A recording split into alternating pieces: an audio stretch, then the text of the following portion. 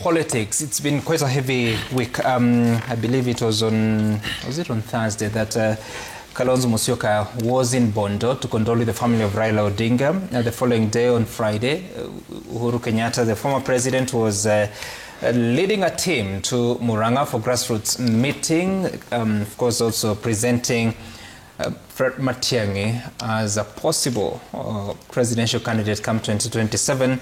But at the same time, a lot of conversations have been going on. The ODM party has been insisting, especially the leadership from Nyanza region, that they have to stick together for them to have an upper hand when it comes to negotiations in coalitions.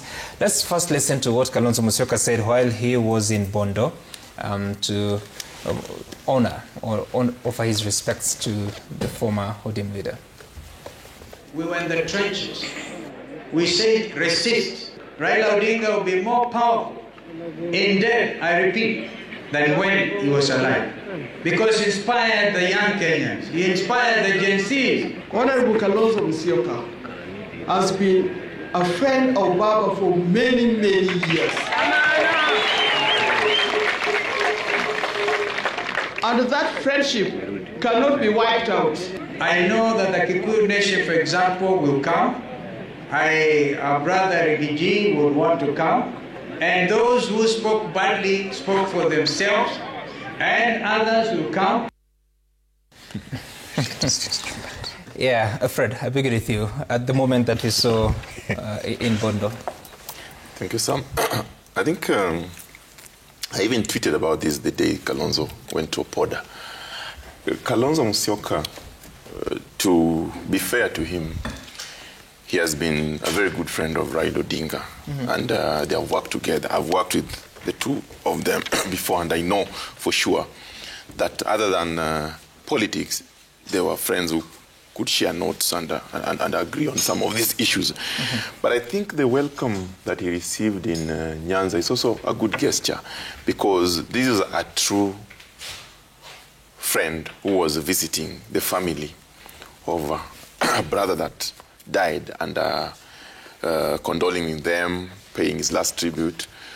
But something he said about Rigiji, you see, I've always insisted that Kalonzo Musyoka is a good man in bad company, because while everyone is welcome to visit Bondo, including Rigathi, as Mama Aida has always said, the fact that Kalonzo tried to hint that, even I know Rigathi would be coming, and Rigathi has been saying so many things in politics, and they do this politics in the united opposition with Kalonzo, shows that Kalonzo was just trying to clear maybe the way for Rigathi, so that by the time he gets to Bondo, maybe the temperatures are lower and he can be received like any other person, which is a good thing.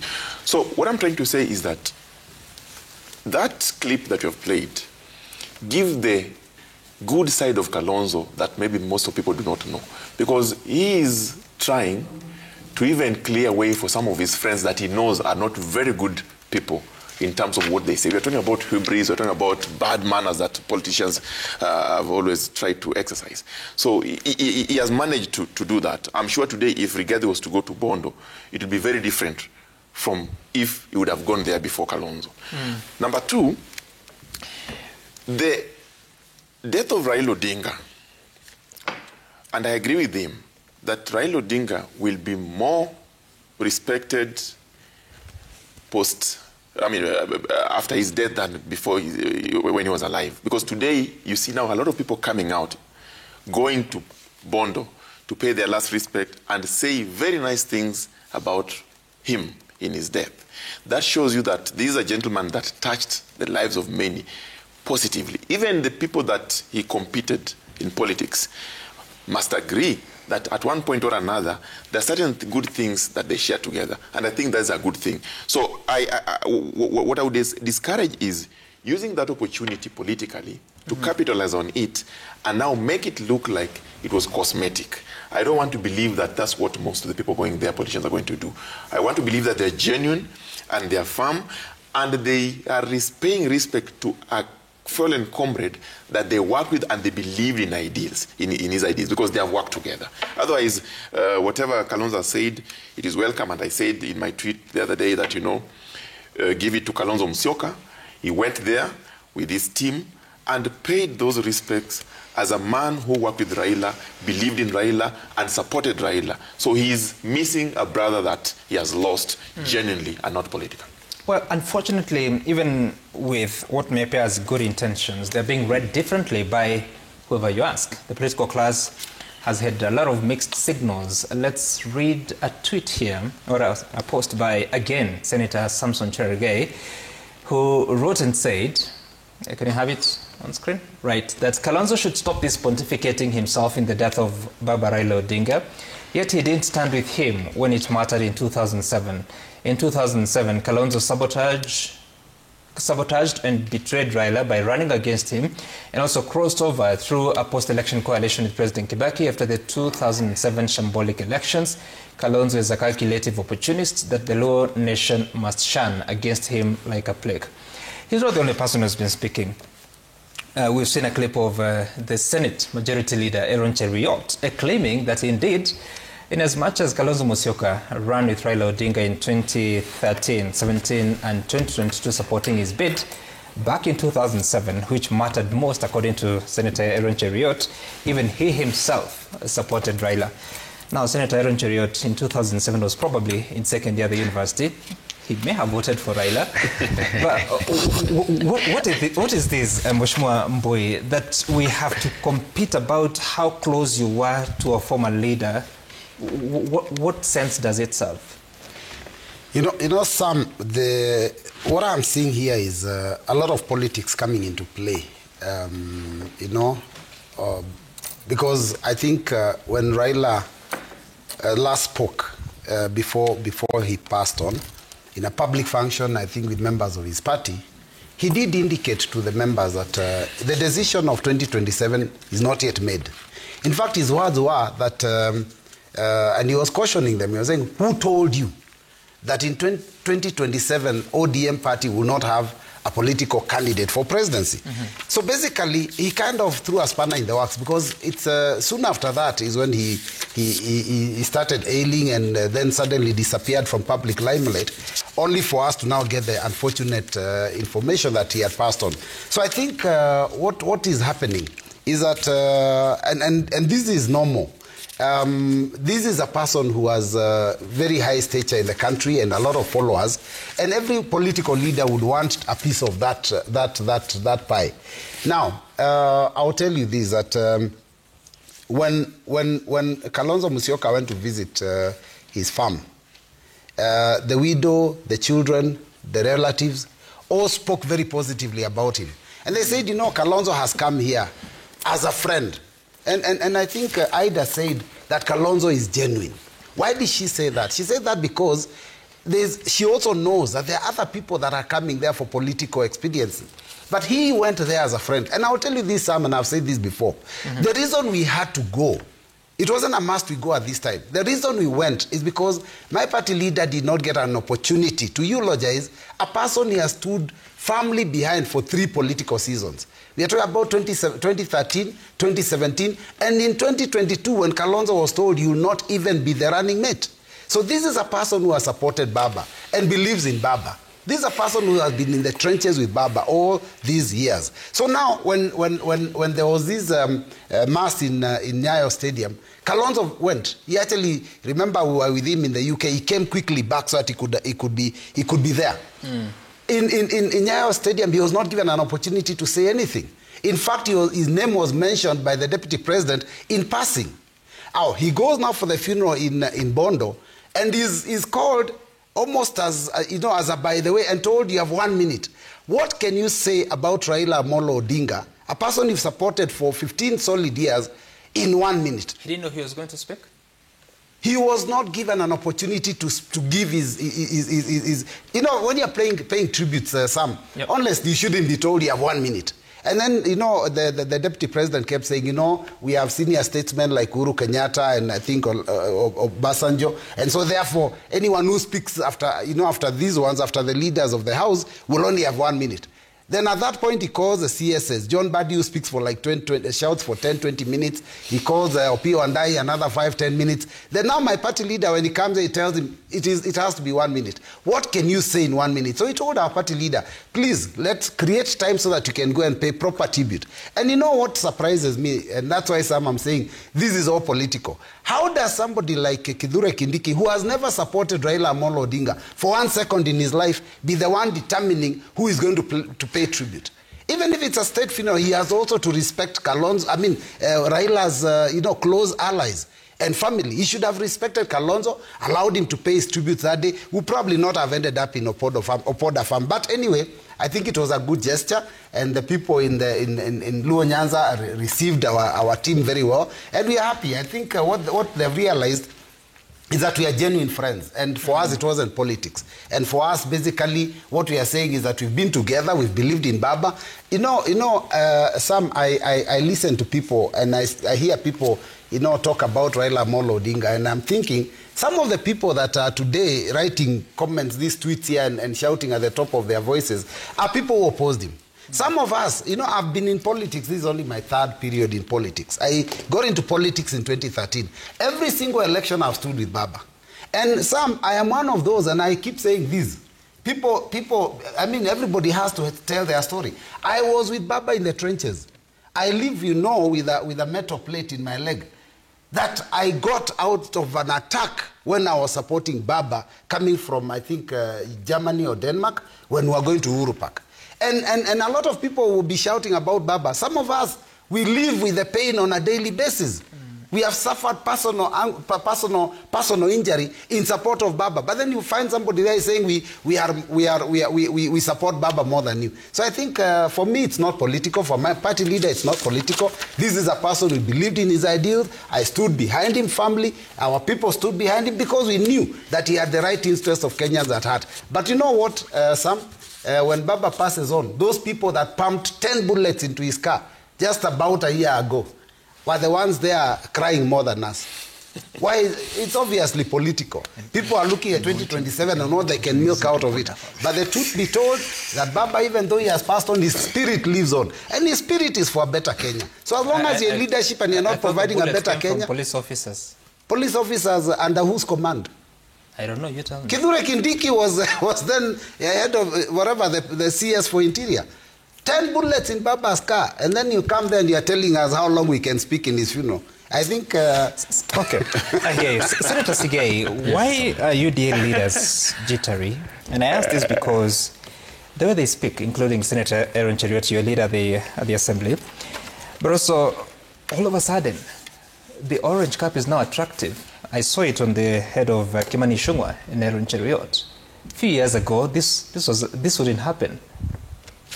Sam, allow me before I make that comment to, for one moment, say I tend to agree with Honorable Mbui on a number of statements he's made other than him blowing hot and cold. He started by saying, let's not mourn Baba and let's not politicize any such visit like the one that was done by his party leader, which I totally agree. But he cannot then close his conversation by saying that it is political when others visit, and when his party leader visits, it's not political. I want to agree with him that for once, I totally support what every other leader has done to visit Opoda Farm to mourn with the family of Raila. Raila's persona and character was compelling to every other political player. That is given.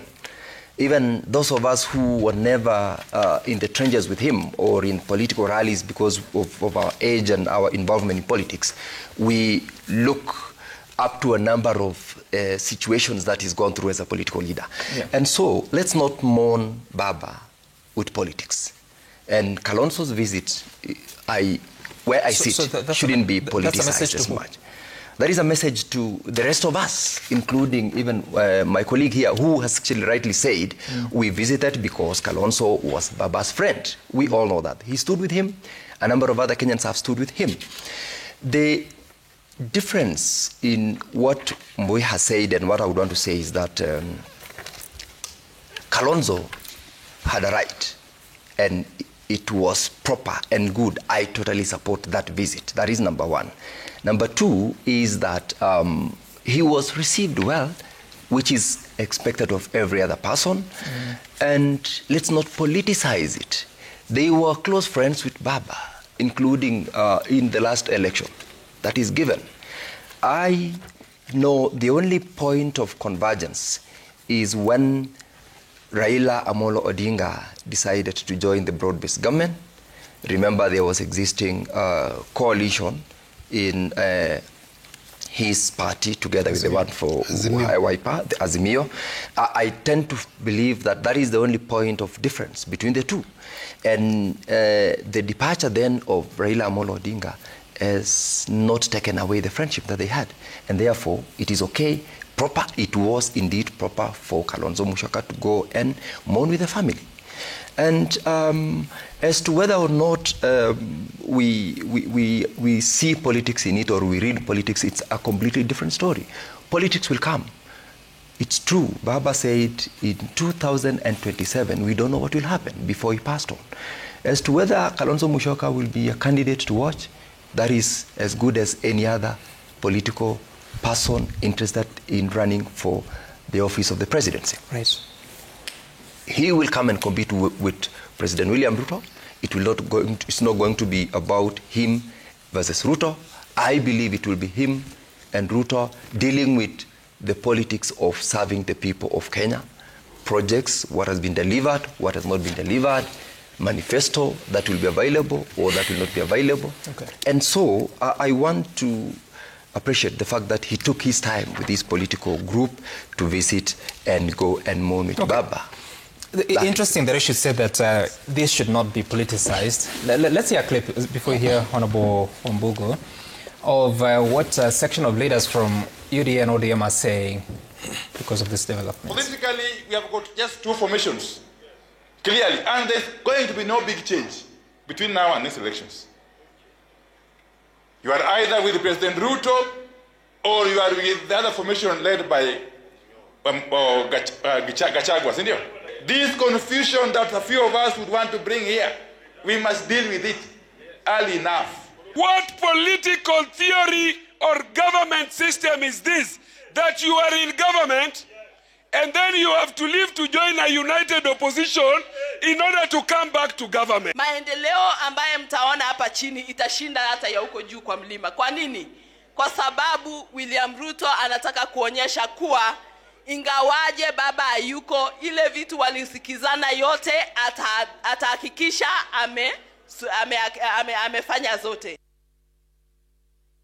Do I hear politicization of development there by what Miriam Kitani is saying? And how do you deal with that? Because every region has its own right to be developed, regardless of their political positioning. Sam, that's an ideal situation. The same way it's an ideal situation to assume that we will not politicize development. We will not politicize Raila's death. We will not politicize visits to Raila's home. I mean, that's being idealistic and being a bit naive. Everything that is happening that is televised or handled with media. In fact, I was following Kalonzo's visit until I even tweeted and asked, okay, so why are we being given a running itinerary? You know, when Kalonzo landed in Kisumu, the night before he said, I'm in Kisumu. I'm preparing to go to Opodo Farm tomorrow. Before he went to Opodo Farm, he did a press conference. I'm about to go to Opodo Farm. Then we saw him with the cows before he got to Opodo Farm. And then we saw him in Opodo Farm. And I was like, okay, boss. I mean, it ends, no offense. But so saying we are not politicizing that visit is taken as a bit for granted. And the reality is, and that's what I think people are trying to run away from. First, let's accept Raila was amazingly huge as a personality. Now that he's dead, he's become a legend. And everybody wants to associate themselves with a legend, right? Even people who didn't want to associate themselves with him before. And I say that just 2 weeks before, Kalonzo had been invited for the ODM at 20 celebrations. And he said some very bad things about how he's not going to show up, right? And I keep saying it's important for us to always be careful about the words we use, because Gachagua was also suffering from the same thing. A week or so before, he had said some really terrible things about how they're not the people who made Raila sick. And those statements, that's that one statement, Musabli, is what has made him completely unable to go to Opodofam, to go to Bondo. Just that one statement. Had he not said that, he Musabli would have gone immediately. It happened. And as we speak about Kalonzo, I have a lot of respect for him, incidentally. And to some extent, if Kenya wasn't the kind of country we are, where we do our politics with trouble, arithmetic, and mobilization, Kalonzo Musabli would have become president quite some time back. But then, 2 things or 3 things I want to comment that come even from this Opodofam visit for him. We are talking about all the things that Kalonzo has done with Baba. We forget that in 2007, actually in 2005, the first biggest disappointment Baba had with Kalonzo was when Kalonzo took off with ODM. ODMK. Right? ODM Kenya.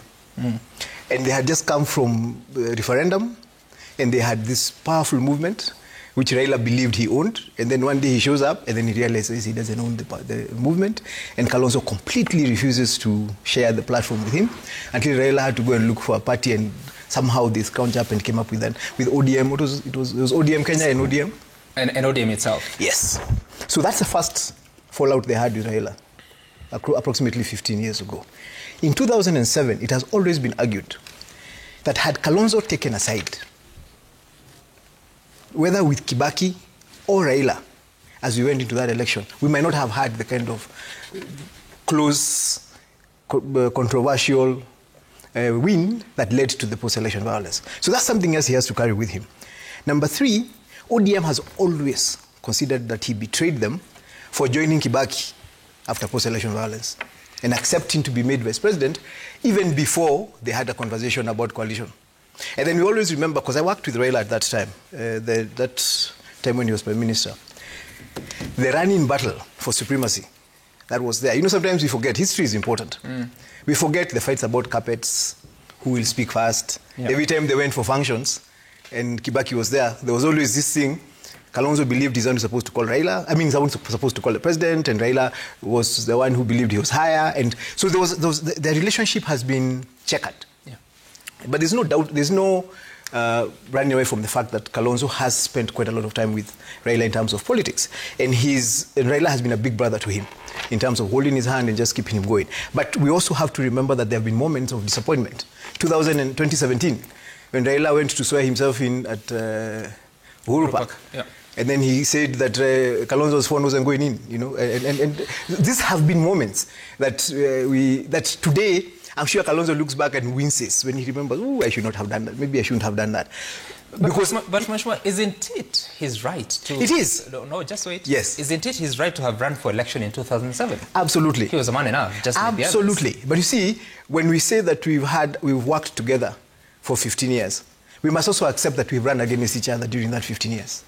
And there's no problem in running absolutely, against each other, there's none. I mean, Kalonzo was asking for Gachagua to go and visit, was basically trying to create a path for Gachagua to go and visit Obodofam. While Ishunga tells us it's Gachagua who gave instructions for Raila's car to be hammered with bullets. You know, so this is politics.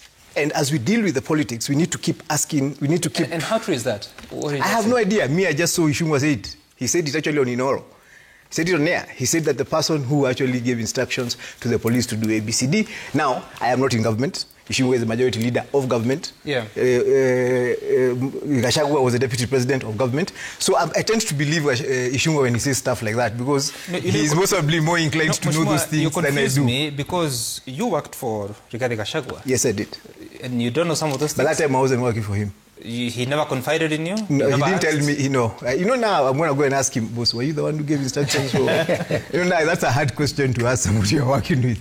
And by the time I joined him in 2023, a lot of that was water under the bridge, so it wasn't there. And the point I'm trying to make is, what Kalonzo did at Opodofam was powerful. It stands out. I mean, even Mama Ida pointed out that even she couldn't believe he came with 100 cows. She even had to call Orengo to come and confirm, because nobody has done something like that. There was a statement he needed to make. What did you just say? No, but that's what she said. She called Orengo to come. She said, I heard he had come with 100 cows. I actually called Orengo to come and confirm whether this is correct. Because this is a powerful statement he was making. Yeah. But to say that it was not a political statement he was making is to be naive. He wanted to impress on the Luo community and the Nyanza community and the bloc that believes in Raila that this guy is my brother, right? That statement about that 2 weeks ago he had invited me for ODM at 20 and I had said I'm not coming is something he wishes he hadn't said. So as we look at this, the lessons we are learning is that, one, politics is dynamic. Yesterday's enemies are today's friends, and they can be tomorrow's enemies again. But then it's important for us to always be careful about the things we are saying, because we don't know when they're going to come back and haunt us. Talking of speaking, there was another meeting, like I told you, on Friday at Thika Greens in the Tanga constituency. And by the way, Thika Greens is in Muranga. Yes. Not Thika. Not in Thika. And the former president was there having a conversation with grassroots leaders. Well, he largely spoke in the local language there. But there was also a statement being made. Let's listen to what they said. Kuna yale ambaye tulitimiza na kuna yale ambaye yalikuwa yamebaki ambaye yalikuwa yatakikana kuendelea. How can it take 3 years to complete a project that we ourselves estimated ought to have been completed by now? They must be given an opportunity to take positions of leadership. Yeah? So that they are in a position to determine for themselves. Speaking for the young people, so this was the Jubilee Party grassroots leaders, and the former president also spoke about and against people that have been busy saying all manner of things against Rigathi Gachagua. He warned them that they have to leave the party. Gujiro Mbogo, did I see you in that meeting? No, I was invited, though I didn't show up. Why? I had something I was doing. You know me, I'm not an official of the party, and I'm not a grassroots leader from Muranga. Yeah. Me, I'm from Nyeri. So when they do a meeting in Nyeri, for sure I'll be there. And yes, I had my boss tell us, or tell people to stop insulting. And I agree. Anybody who's insulting Gachagua needs to stop doing it. Completely. I mean, but insults and criticism, because everybody was, and I kept getting tagged. Gunjiri, umesikia vile mkubwa amesema. And my argument was, me, I've never insulted Gachagua. The only thing I do is actually speak what I know about him that I don't agree with. And in fact, I actually made a statement. I put out a post and said, if Uhuru joined with Gachagua, I would leave Jubilee. And I'm saying it even here in public. Why? Because I don't agree with the kind of politics I have actually come to learn that Gachagua does. And I would be very disappointed if Uhuru partnered with somebody who does that kind of politics. Politics of tribalism, politics of insults.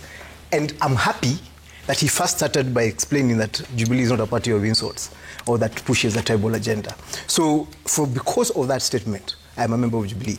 And it's also important for people to understand that you can actually get kicked out of party leadership. It's very difficult to kick somebody out of a party membership. You know, you'd have to show me that there's a place where I've actually gone against the laws and agreements of our party. And since I am quite clear, I've never insulted Gachagua. And when the way it ended up being overemphasized, because the people that Gachagua, when the former president talked, he directed that particular issue to the SG, because there had been people who work in the office of the Jubilee Party who had gone guns blazing at Gachagua for a couple of days before that. And I have seen that has adjusted itself. And there's been a lull. But then it's also important for us to understand something. And this is for those who might want to look for conspiracies to say, Gachagua has called Jubilee a red wheelbarrow many times. Gachagua has been very uncomfortable with the re-emergence of Jubilee because it's the one party that threatens his supremacy or perception of supremacy in Mount Kenya region. Because remember when Gachagua set up his party, he intended for that party to be the only party in the Mount Kenya region. And that had been it's a call he's made very many times publicly. So the one party that is actually a threat to him is the Jubilee Party. So he tagged us as a red wheelbarrow so that he could try and connote us as a party that belongs to government, despite the fact that we are not term. You know, here there's one term, here there's two term. Us guys were not term. Our position was that they should not have had a term right?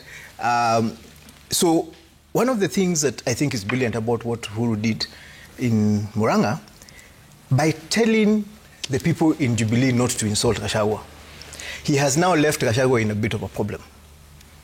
Because every time Gachagua insults us, he looks funny.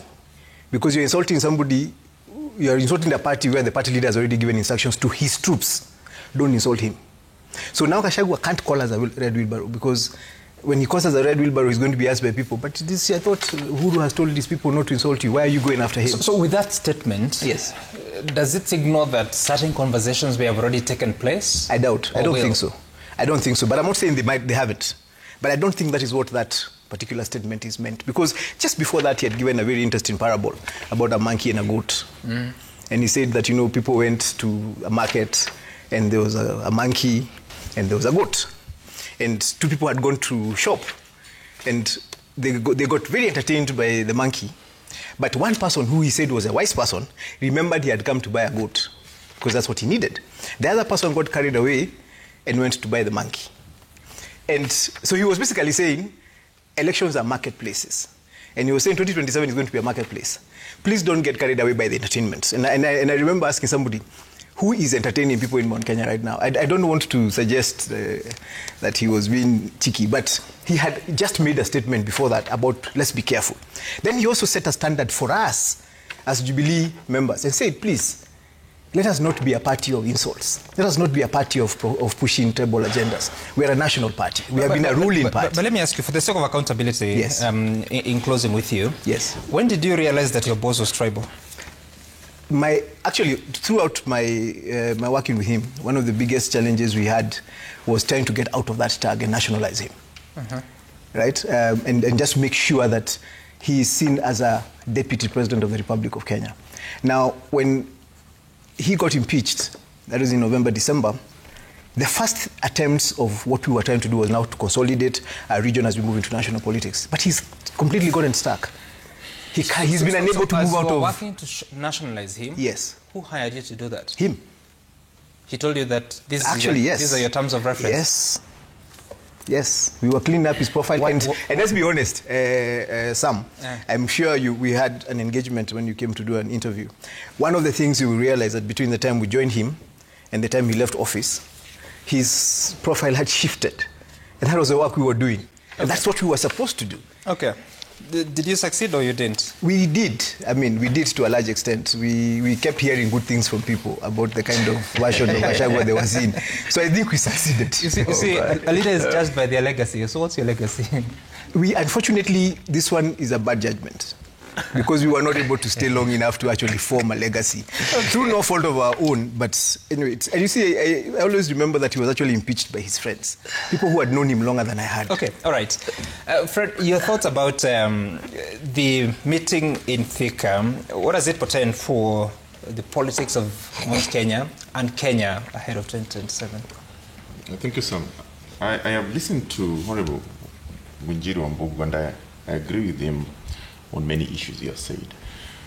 But I think Uhuru's recent political re-entry, when he went to Murang'a, reflects an attempt to protect a legacy than to give policy direction to his people.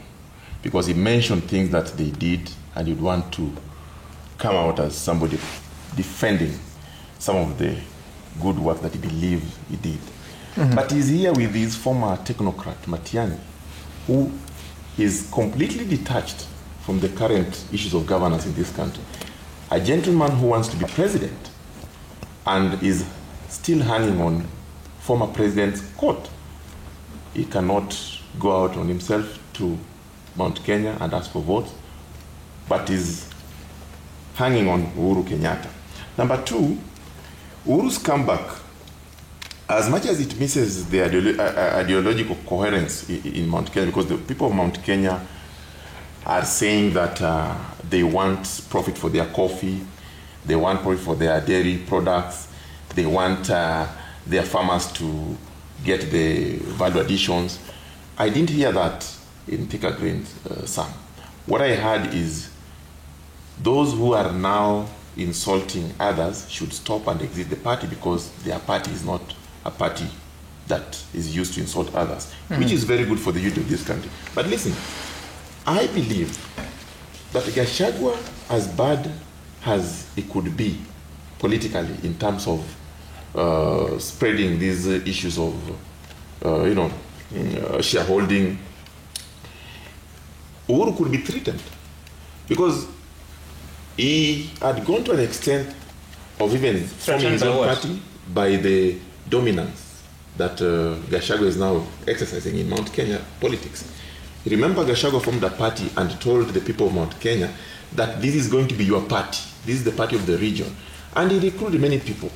And I think at that point, Jubilee party, where Mheshimiwa Ngujiri belongs, might have felt threatened, because Gachagua was going to chase them out of town. So Uhuru's re-entry into politics is trying now to cut Gachagua and tell Gachagua, listen, I am still here and my party is a national party and maybe the party of this region. So that re-entry is likely to reignite the competition, and maybe it might not really help Gachagua much, because I see a situation where Gachagua might not succeed in pushing the agenda of his party in that region. And lastly, we know that the President of the Republic of Kenya today has always said that he is uniting this country. He has got technocrats who come from that region in his cabinet. He has got people he works with from that region, people like Kimani Ichung'wah, as one of the majority leaders in the National Assembly. And I believe that the Mount Kenya people also have seen some of the steps that maybe the president is making in advancing the issues of agriculture, affordable housing, and many more, particularly in Mount Kenya region. Now, what do you make of this? A former president who did the same and is saying that some of those projects could have been done better, and has his people who worked with him before in the same government that is now criticizing. Which people? He has the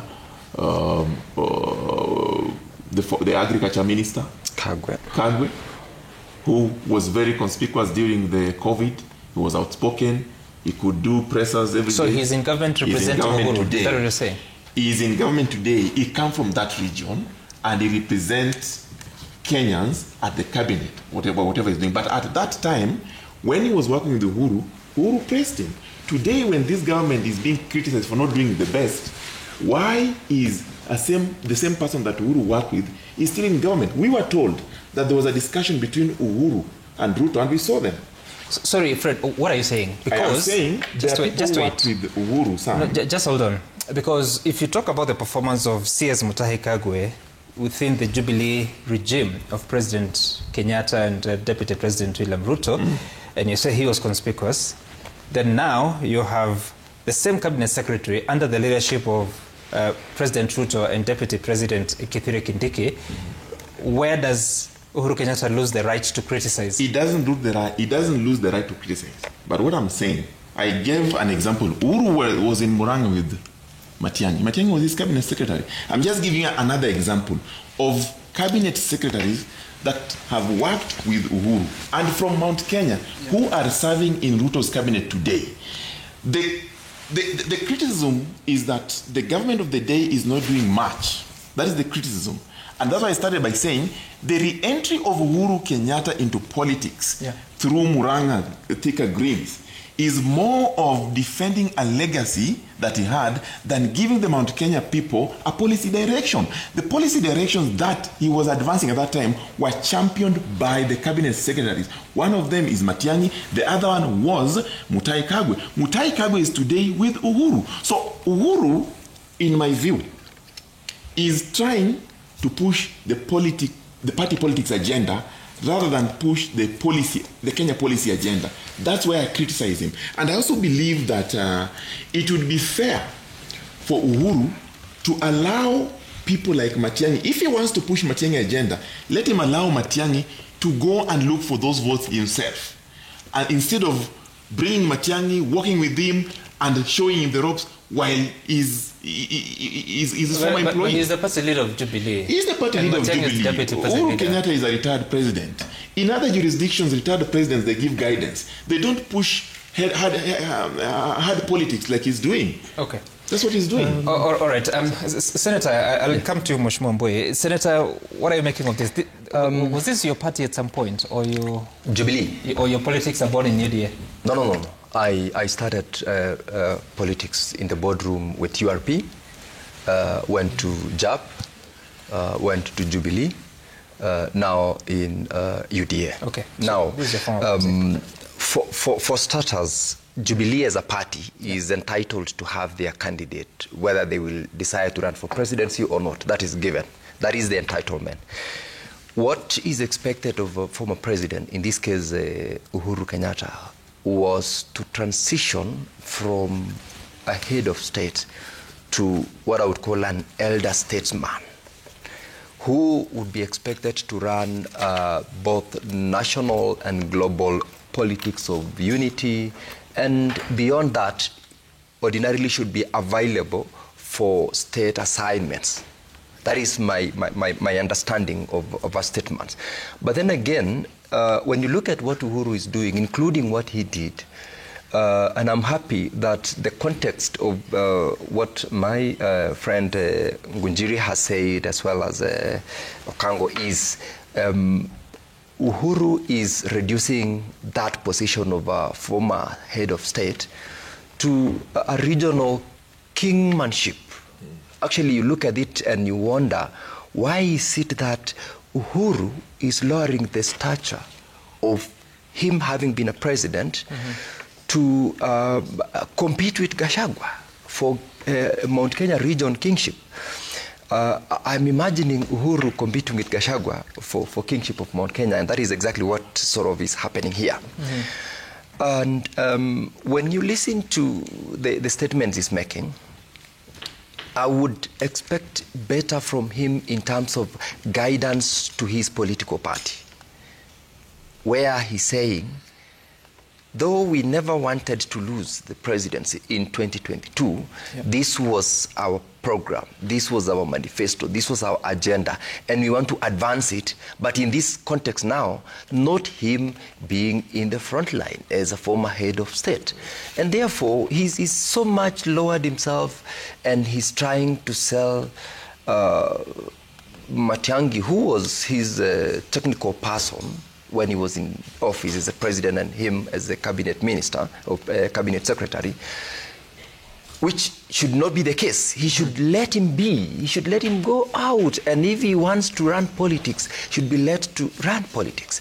Because when you look at what then this creates is a position of someone trying to be still relevant, when, as a matter of fact, he ought to be relevant by virtue of the office that he had. It is a little bit demeaning of him, and I know the presence of my friend here, Ngunjiri, in the formations of Jubilee would probably give them some bit of direction, so that we have them come forth and criticize the current government in terms of its performance, whether it's to do with SHA, which, remember, they attempted, and towards the end, Uhuru said, this is not a popular thing, I want to do popular things.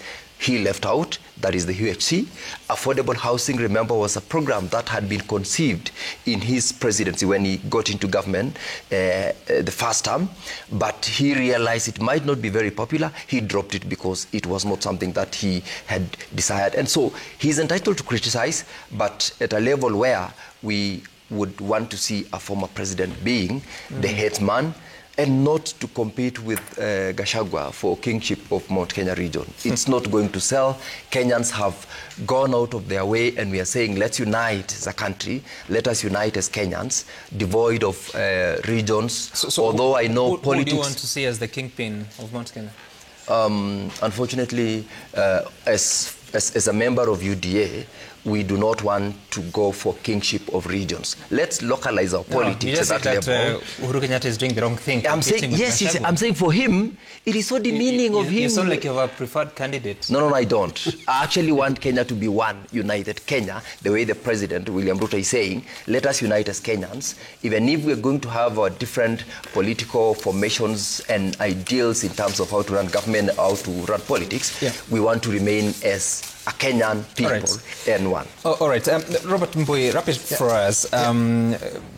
Because, I mean, a lot of movement, a lot of conversations going on. We have not even touched on the conversation that went on at the launch of that book by former Speaker Justin Muturi. What do you make of all this? Time is not on our side, but let me just say, since you've told me to wrap it up, let me hold everyone here accountable, including myself. First and foremost, Ngunjiri here has told us that he was employed to do a job, and he said he was supposed to nationalize Rigiji. Now he's telling us, no, Rigiji has not nationalized. I want to know whether he has returned the salaries he was paid under Rigiji's office all that time, because he's actually confessed to having got it all wrong. But then I want to go on and say that the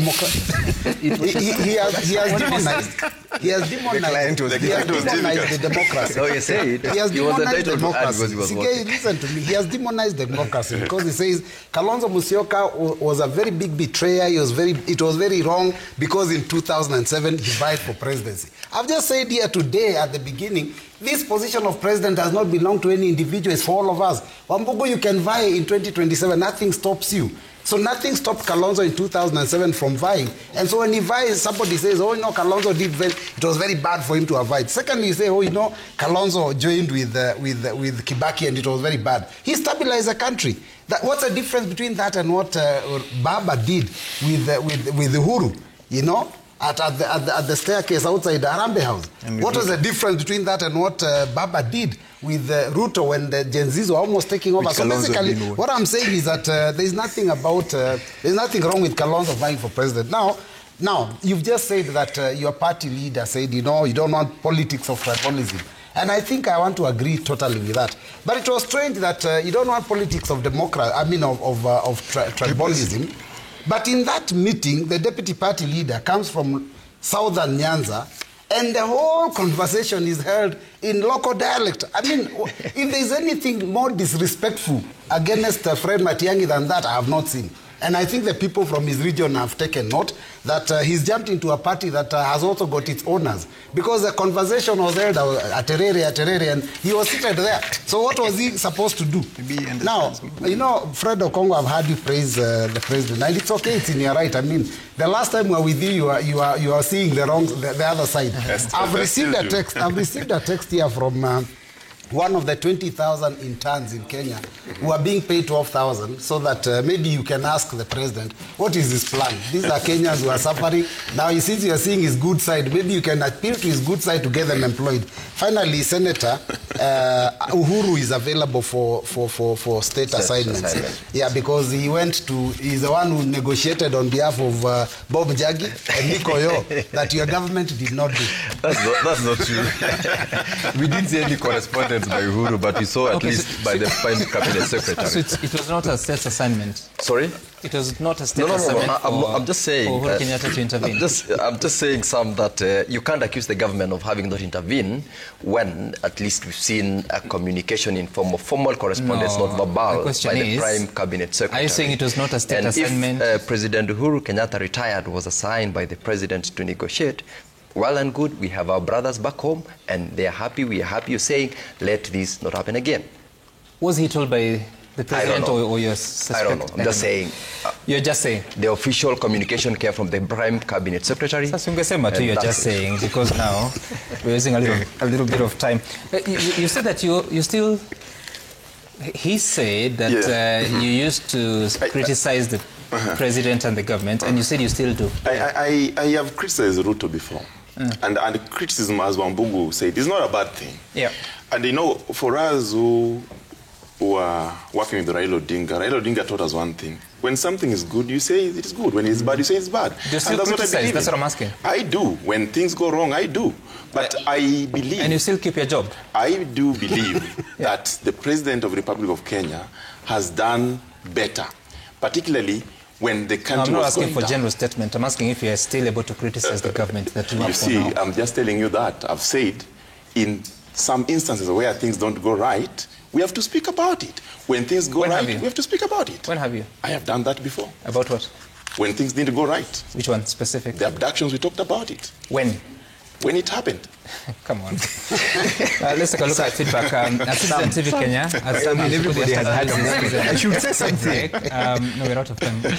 Just one thing. About Michael says that, let's hear Kenyans first. It pains me to see Kenyans suffering in a foreign country so close to home and for no tangible reason.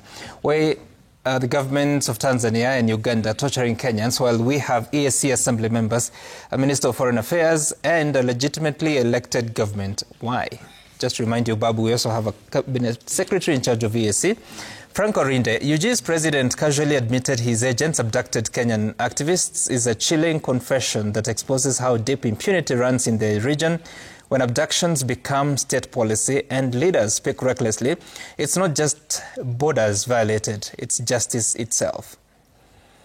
Leonard Masika, it's quite unfortunate that we have such leaders as Samson Cherargei who can recklessly make such statements, particularly at such time when politics are taking shape in the country. And MC Rumaz, politics day in, day out. When will this government work for the people? Let Baba rest in peace. He did his part. I don't see the difference between the government and the opposition. They are just the same, power-hungry individuals. And finally, Babu Michael, again, it's unfortunate that because of the broad-based government, real friends of Baba, like Uhuru Kenyatta, Kalonzo Musyoka and others, are not being recognized. We are too busy acknowledging the current political setup, forgetting that it's not permanent. Okay, that's our time. Sorry, I don't have time, Mheshimiwa. My party leader, both of them. The least I should do is just defend him, because Uhuru has a right to continue doing politics. The fact that he's a retired president doesn't mean he can't do politics. Number two, when you go to a home area, you speak to the people in your home language so that you can explain to them what you want them to do for your guest. So people criticizing him for speaking in Kikuyu is coming back to that point of making us feel like we should be embarrassed of where we are. For all you know, Fred understands Kikuyu. He hasn't complained. Oh, he does? He hasn't complained. I don't know why Boy feels he needs to complain for him. Okay, all right. Asante Mheshimiwa Wambugu. Fred, thank you so much. Robert Mboya Asante and Senator Hilary Sige, thank you so much for making time for us. Thank you, Sam. Up next is Sporty Monday. They'll be here to talk about the action of recent days and the prospects into the future. My name is Sam Gitiko. See you again soon.